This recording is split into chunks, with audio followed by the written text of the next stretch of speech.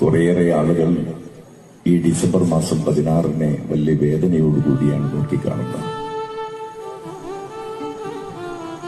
December മാസം എന്ന് പറയുന്നത് ഒരു കൊല്ലത്തിന്റെ നഷ്ടമായൊരു മാസമാണ്.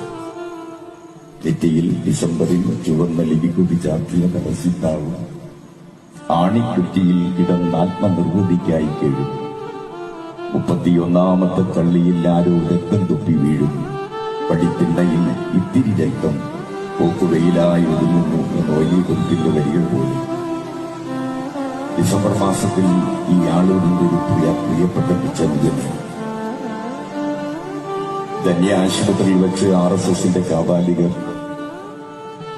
വെളുപ്പാൻ പോകുന്ന സമയത്ത് ഭയത്തോടുകൂടി പേടിച്ച് ഇരണ്ടു വന്ന് ഉറക്കത്തിലാണ്ടുപോയ ഒരു കമ്മ്യൂണിസ്റ്റുകാരനെ വെട്ടിക്കൊലപ്പെടുത്തിയ ദിവസമാണ് ഈ ഡിസംബർ 16. വളരെ വേദനയോടുകൂടി മാത്രമേ നമുക്ക് ഈ ദിവസത്തെ ഓർക്കാൻ കഴിയുള്ളൂ. അതോടൊപ്പം തന്നെ ധീരതയോടെ.